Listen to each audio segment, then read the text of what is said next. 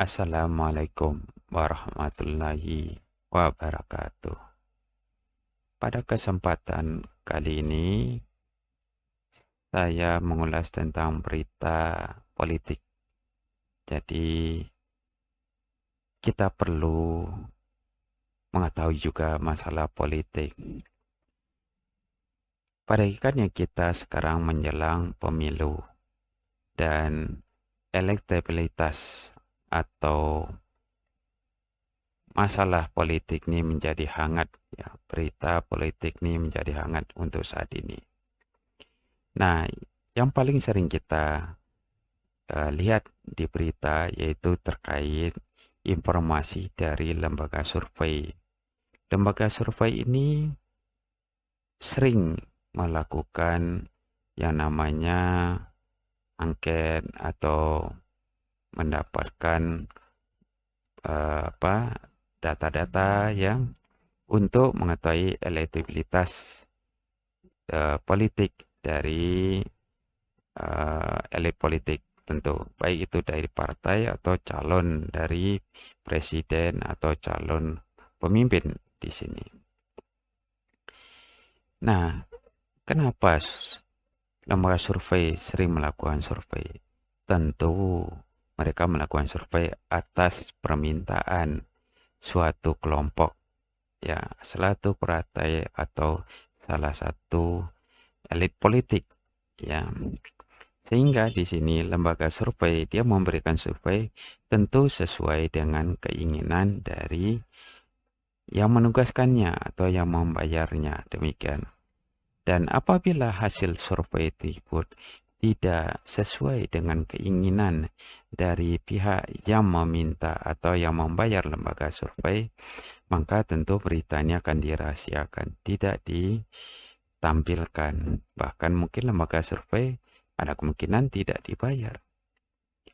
Nah, apabila hal tersebut menguntungkan mereka, maka mereka akan sebarkan berita ini. Tujuannya adalah untuk mempengaruhi pola pikir calon pemilih atau calon peserta pemilu yang akan datang. Sama halnya baru-baru ini kita mengamati tentang pemilu yang ada di Turki. Ternyata apa yang dilakukan lembaga survei tidak ada yang benar. Nah, tentu dapat diketahui di sini siapa yang membayar lembaga survei itu.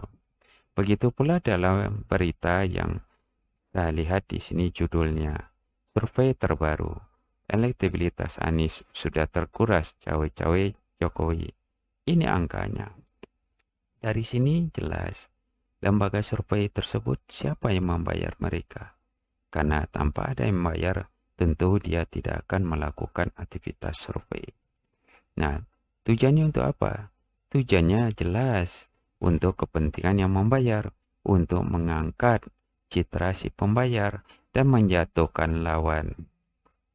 Nah, dari sini dapat kita ketahui siapa itu lembaga survei dan benarkah survei yang dilakukannya. Nah, itu ya. Tapi yang pasti di sini lembaga survei melakukan survei kemudian diumumkan adalah tujuannya untuk menjatuhkan lawan dan mempengaruhi peserta pemilih pada saat pelaksanaan pemilu. Nah, kita sebagai warga negara yang punya hak pilih perlu berpikir, jangan terpengaruh dengan apa yang disampaikan oleh lembaga survei. Karena apa yang disampaikan oleh lembaga survei pada hakikatnya untuk kepentingan orang yang ingin menjatuhkan lawan politiknya. Jadi harapan di sini kita jangan terpengaruh dengan apa yang disampaikan oleh lembaga survei tersebut. Itu pengamatan saya dan pendapat saya tentang lembaga survei di sini, ya. Dan apabila kita baca lebih lanjut beritanya, inilah ya beritanya di sini, dan angka-angkanya justru untuk menguntungkan sesaat suatu golongan atau seseorang ya. Jelas di sini lembaga survei tersebut siapa yang membayar mereka. Silakan dipikirkan sendiri dan harapan saya di sini bagi kita yang punya hak pilih dalam pemilihan umum tahun depan, jangan terpengaruh dengan apa yang diumumkan oleh lembaga survei. Tetapkan pilihan kita, terutama kita sebagai orang Islam, tetapkan pilihan sesuai norma-norma dan aturan dalam memilih pemimpin yang ditetapkan di dalam Al-Quran dan hadis Nabi Muhammad SAW. Baik, itu saja uraian saya terkait dengan berita politik ini. Jangan lupa untuk subscribe channel ini. Wassalamualaikum warahmatullahi wabarakatuh.